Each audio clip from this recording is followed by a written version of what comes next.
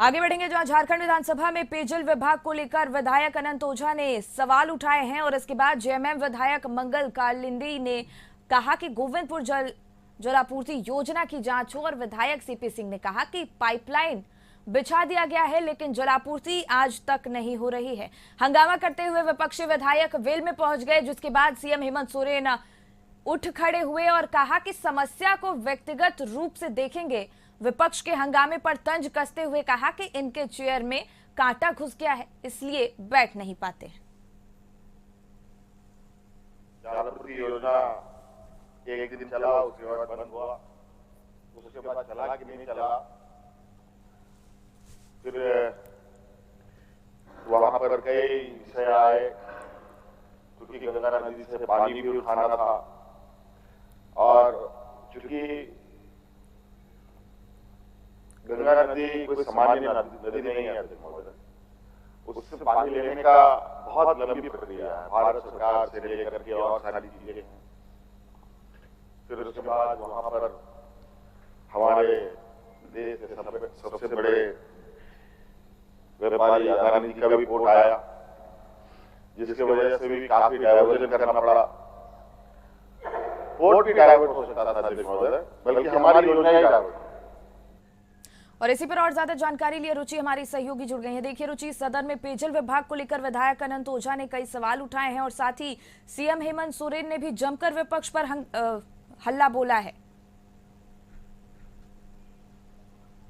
बिल्कुल शिखा, देखिए आज जैसे ही सदन की कार्यवाही प्रारंभ हुई उसके बाद विधायक प्रदीप यादव संविधान की कॉपी लेकर के आए थे और उन्होंने कहा कि कल जो सदन की कार्यवाही के दौरान नेता प्रतिपक्ष और स्पीकर की आपस में बहस हुई थी, यानी कि स्पीकर जब उन्होंने कहा था कि उंगली दिखाकर बात नहीं करिए, यानी आसन को उंगली मत दिखाइए, तो ऐसे में नेता प्रतिपक्ष के द्वारा यह कहा गया था कि जो करना है कर लीजिए। इस बात का विरोध कर रहे थे और उन्होंने कहा कि आसन की गरिमा का सवाल है और ऐसे में नेता प्रतिपक्ष को सदन में माफी मांगनी चाहिए। हालांकि इस बात पर वो विधायक प्रदीप यादव अड़े रहे, विधायक सुदीव्य सोनू ने उनका समर्थन किया और भाजपा के जो विधायक नेता प्रतिपक्ष ने खड़े होकर इन बातों को कहा कि मेरी ऐसी कोई मंशा नहीं थी, ना ही आसन को ठेस पहुंचाने की मंशा थी, लेकिन हम अपनी व्यथा अपनी बातें किससे कहें, यानी कि जब हम विधानसभा अध्यक्ष से नहीं कहें तो किन से कहें। तो देखिए सीपी सिंह ने भी इसका समर्थन किया। उसके बाद अल्पसूचित प्रश्न शुरू हुए। अल्पसूचित प्रश्न में जो पहले प्रश्न आए थे वो अनंत ओझा के थे, यानी कि भाजपा विधायक अनंत ओझा ने पेयजल से संबंधित सवाल को रखा। शुद्ध पेयजल आपूर्ति योजना जो है मात्र अभी तक 51% ही पहुंच पाई है पूरे राज्य भर में। खास करके उन्होंने अपने विधानसभा क्षेत्र का मुद्दा रखा और कहा कि आज भी लोगों को शुद्ध पेयजल जो है वो नहीं मिल पा रहा है। सरकार योजनाएं चला रही है लेकिन योजनाएं धरातल पर उतरती हुई नहीं दिख रही हैं।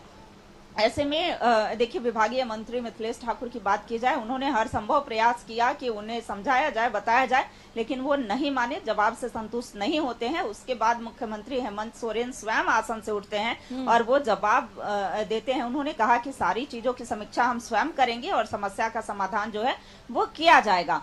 हालांकि विपक्षी के जो विधायक हैं वो बार बार अपने आसन से उठ करके और वेल में पहुंचते हैं। इस बात पर मुख्यमंत्री हेमंत सोरेन ने हमला बोलते हुए कहा कि इनके आसन पर कांटे जम गए, यानी कि कांटे हो गए हैं, इसलिए ये बार बार खड़े होकर के सदन को बाधित करने का कार्य करते हैं। हर एक बात का जवाब दिया जाएगा। हालांकि विपक्ष के विधायक थे वो 5 लाख नौकरी का मुद्दा उठा रहे थे, सहायक पुलिसकर्मी का मुद्दा उठा रहे थे, खास करके अनुबंध कर्मियों को लेकर के हो हंगामा कर रहे थे, लेकिन उस हो हंगामे के बीच ही सदन की कार्यवाही जो है वो चलती रही।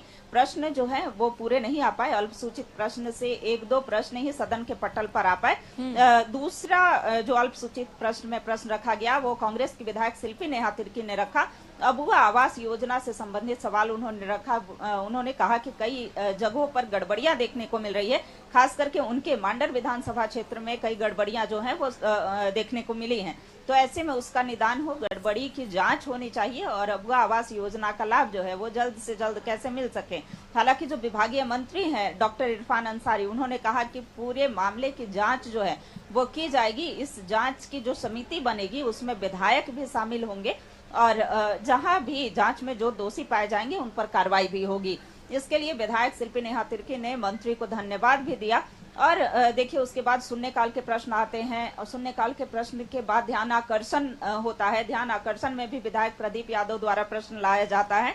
ऐसे में मंत्री चंपई सोरेन की बात की जाए या विभागीय मंत्री दीपिका पांडे सिंह की बात की जाए, उन्होंने भी विभागीयवार जो सवाल था उस प्रश्न से संबंधित जवाब भी दिए, लेकिन कांग्रेस विधायक असंतुष्ट दिखे जवाब से। उन्होंने कहा कि हर बार जवाब दे दिया जाता है, आश्वासन दे दिया जाता है, लेकिन कार्य नहीं हो पाते हैं।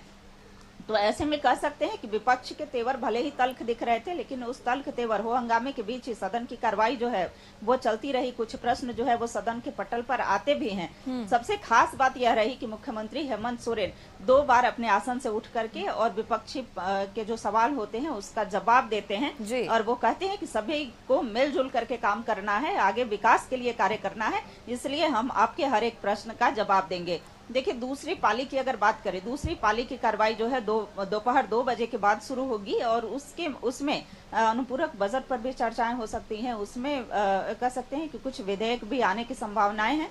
तो अब देखना होगा कि दूसरी पाली की कार्रवाई में जो विपक्ष के विधायकों का रवैया होता है वो किस तरीके का होता है। बिल्कुल रुचि, और जनता की समस्याओं का हल कब तक निकलेगा ये भी आने वाला वक्त ही बताएगा। फिलहाल तमाम जानकारी के लिए आपका बहुत बहुत धन्यवाद।